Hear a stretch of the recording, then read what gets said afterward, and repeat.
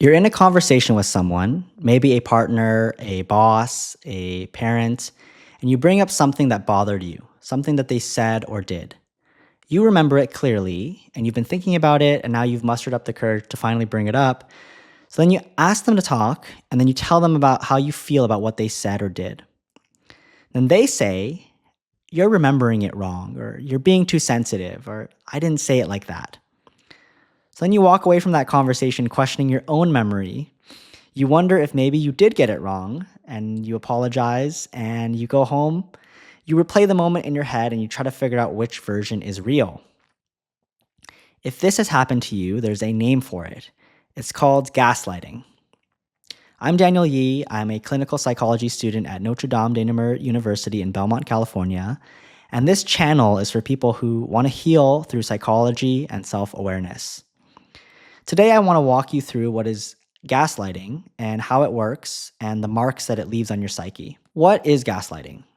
Gaslighting is a deliberate form of psychological manipulation in which one person, or sometimes a group of people, sets out to destabilize another person's perception of reality. The goal is not to win the argument, the goal is to make you stop trusting your own mind in the long game. Over time, this process leads the victim to question their memory, their judgment, and even their own sanity.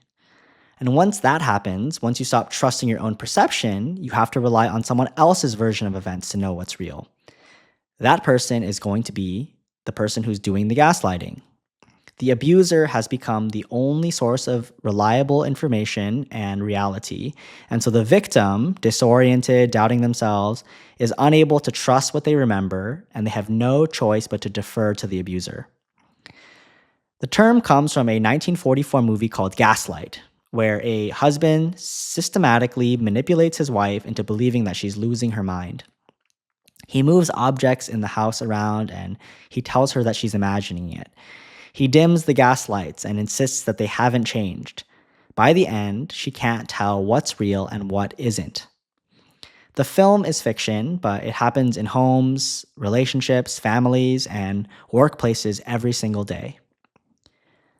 Let me give you the most common version of how this looks in real life. Imagine you're in a relationship, and your partner makes an embarrassing comment about you as a joke in front of your friends. You laugh it off in the moment, but it stings. And so later that night, you bring it up. "Hey babe, what you said earlier actually hurt my feelings." Here's what gaslighting sounds like in the response.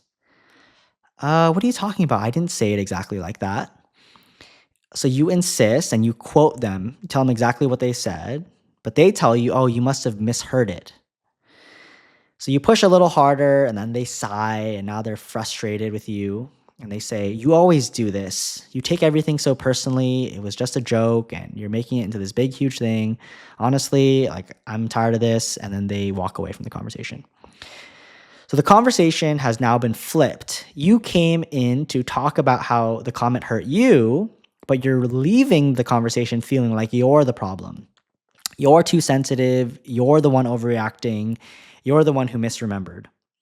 So you apologize and then they forgive you and you go to bed feeling grateful that your partner is patient with you and your problems. This is gaslighting. The hurt is real and the joke did happen, but by the end of the conversation, the reality of the situation has been completely rewritten and you even participated in the rewriting of it because the alternative was to be told that you're too much and you're crazy. If you do that 10 times, 100 times, 1,000 times, that's what happens to someone in the long-term gaslighting relationship. Gaslighting is most commonly associated with narcissists and people with strong narcissistic traits, and there's a reason for that. People high in narcissism tend to have a fragile self-image that they protect at all costs. They cannot tolerate being wrong, usually, and they can't tolerate being wrong, seen as wrong, or having their bad behavior reflected accurately back to them. So when you point out something that they did, something that was genuinely hurtful, something that if they had to acknowledge would damage the image they have of themselves, they don't apologize. They rewrite the events or they attack you. And they make you the one who got it wrong because if you got it wrong, then they didn't do the bad thing. That's the engine underlying a lot of narcissistic gaslighting. It's self image protection at the expense of the other person's reality. But gaslighting is not exclusive to narcissists. Plenty of people who don't meet the criteria for narcissism gaslight others. And it happens in friendships, in families, between siblings, between coworkers, between parents and children, between leaders and the people who follow them. It's common in abusive relationships of any kind because gaslighting and abuse work together. Physical abuse hurts the body, emotional abuse hurts the heart, gaslighting hurts the mind. And that's why it's so effective at keeping people stuck in abusive relationships. A bruise might heal, but a confused, doubt soaked sense of reality takes years to recover from, if it ever fully does. So you can be gaslit by someone who isn't a narcissist. You can be gaslit by someone who loves you. The behavior is the behavior, regardless of the diagnosis or why. Gaslighting is hard to detect from the inside. Gaslighting is not a single moment, it's a system, and it operates over a long time in layers and it builds upon itself. It starts subtly, like a small dismissal. It could sound like, you're overthinking this, or it could be a denial, like, that's not what I said, or a small reframe, like, you're being too sensitive. Each individual instance is too small to fight about. So if you brought it up, you kind of sound paranoid or extra, so you let it go.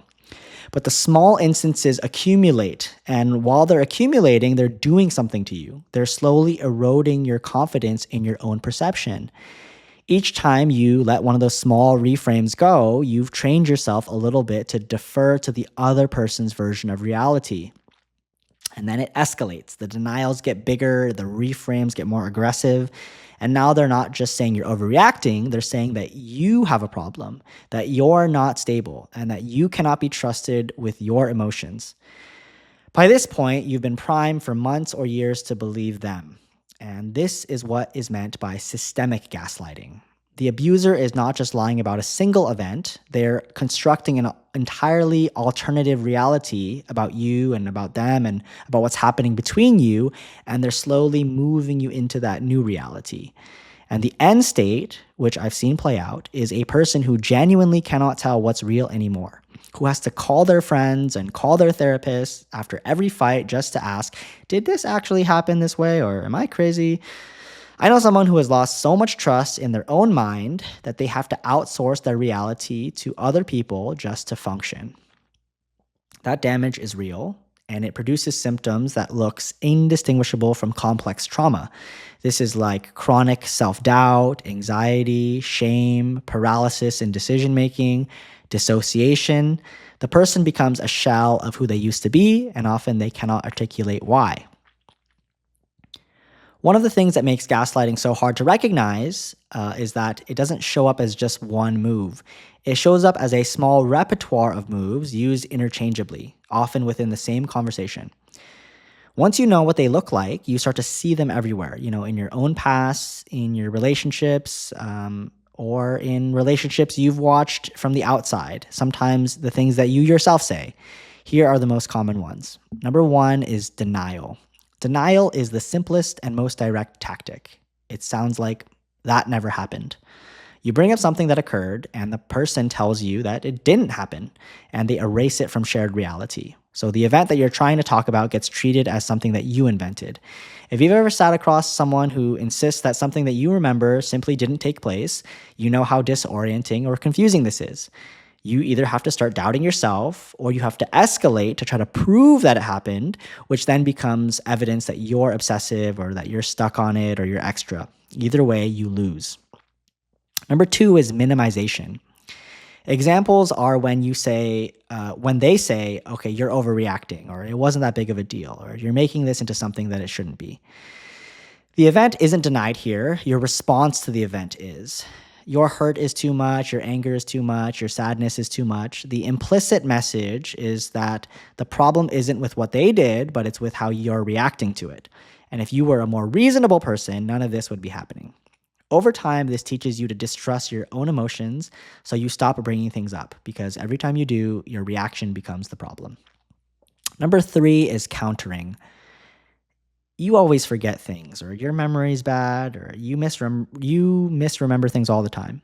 This one targets your credibility directly.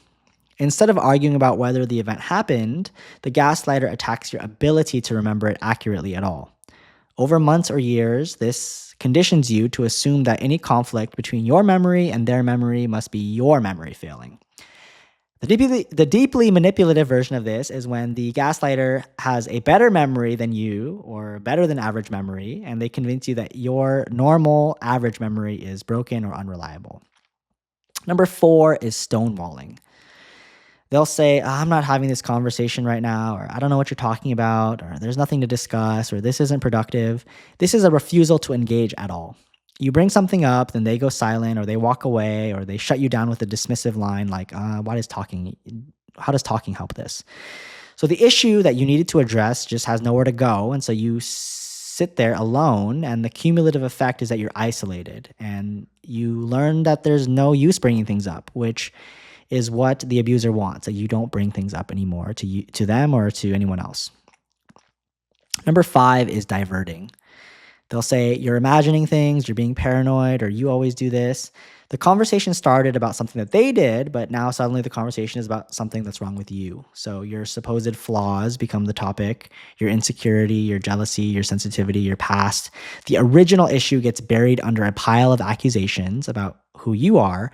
And by the time the conversation ends, you're defending yourself against character attacks instead of getting an answer about what they did and why. This is one of the most effective tactics because it works even when you see it happening. You know exactly what they're doing, and you still find yourself drawing into defending yourself against it. Number 6 is projection. You're the one who's manipulating me, or you're the one who's abusive, or you're the one with an anger problem. This is when the gaslighter accuses you of doing the exact thing that they're doing. It's not a coincidence. It's not random. It's a mirror move. They take their behavior and then they assign it to you. So any attempt that you make to name what's been happening is reflected back at you. And the result is that the language that you would use to describe their behavior has been preemptively claimed by them. So if you say that they're manipulative, they've already said it about you. If you say that they're abusive, then they've already said that you're the abuser. And so the vocabulary that you need to defend yourself has been hijacked. Most people who gaslight don't consciously think I'm going to use diverting or I'm going to use projection now, but these behaviors are automatic. They're habits of self-protection that the person has built over a lifetime. And that's why arguing about whether someone meant to gaslight you or not is a dead end. Intent matters less than effect. What matters is the pattern. Any one of us can do some of these things in 1 or 2 moments, but we've all denied things. We've all did projection. But if someone is doing this again and again to you, repeatedly, and there's a pattern, that's when there's a problem. It's when these moves get used over and over so that the other person doesn't have to take responsibility for hurting you. If you can name the tactics in real time, like that's denial or that's diverting or that's projection, you've already started to take some of your power back. You can't always stop someone from using these tools on you, but you can stop them from working as effectively on you. Someone in my life was married to a narcissist for years, and from the outside, it looked like an ordinary marriage. They had a house, they had family gatherings, they seemed to function fine. But over the years, she changed. She used to be confident and kind and joyful and competent. But by year 3 of the marriage, she was apologizing for everything, little things. I'm sorry for this. I'm sorry for that. She would tell a story at dinner, and then she would look at her husband, asking her to look for confirmation if she was telling the story correctly. She second-guessed her own opinions, and when she made a decision, she would unmake it and then remake it or ask him if it was okay. And so she lost something by marrying a narcissist. What happens is that over years of these small reframes of like, that's not what happened, or you're misremembering, or you're exaggerating, or you're dramatic, or you're crazy, each one is okay to let slide once. But over the years, they reshaped her.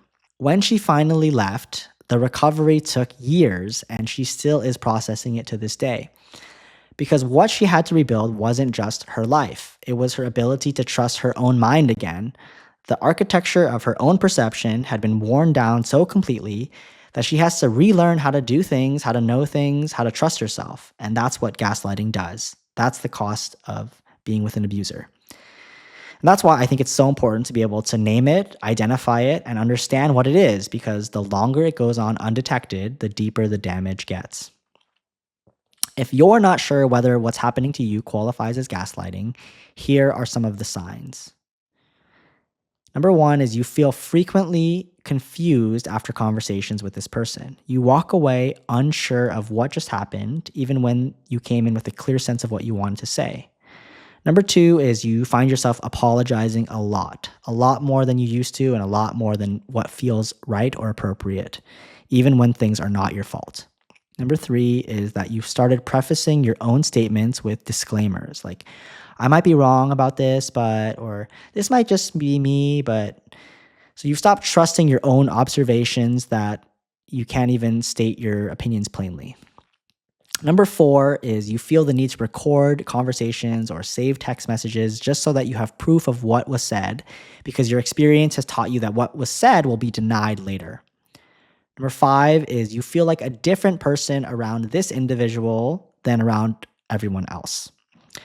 Number six is that people in your life have started commenting that you seem off, or that you don't seem like yourself anymore, or you can't explain it, but you just don't fully understand yourself anymore.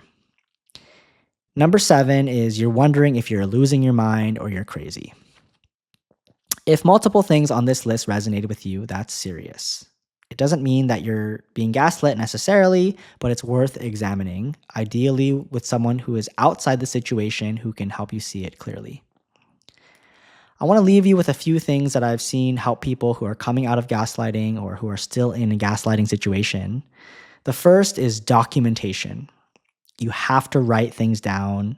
You have to keep track. You need to record dates and what was said every time something significant is said, because gaslighting makes you doubt your own memory. And the most powerful tool against this tactic is to write things down in a Google Doc or a notes and to revisit it periodically. The second is outside voices, people who are not in the relationship. A therapist is good, especially one who's worked with abuse, or it could be a friend who knew you before the abuser came into your life. This is someone who can tell you, yes, this is really happening. No, you're not crazy. The third is time and patience with yourself. If you've been gaslit, you don't bounce back fast. Your nervous system has been trained to defer, to doubt, to apologize. Rebuilding self-trust is slow work, but it's also possible, and people do it, but it takes a lot longer than you want to. The fourth is important. It's naming it. You cannot fight what you cannot name. And the moment you have a word for what's been happening to you, the spell starts to break. The behavior stops being mysterious. The patterns become visible, and you can see it start happening in real time. That's part of why I made this video, because if you're experiencing this, you're experiencing gaslighting. And if you've been wondering for months or years why you feel this way, I want you to have a word for it. You're not crazy, you're being abused, and you're being gaslit. Someone was systematically working to make you feel this way. And now that you know that, you can begin the slow work of getting yourself back. If this resonated with you, you're not alone in this. And if you're currently in a situation that is unsafe, please reach out to a mental health professional or a domestic violence hotline. You don't have to figure this out on your own. People are here to help.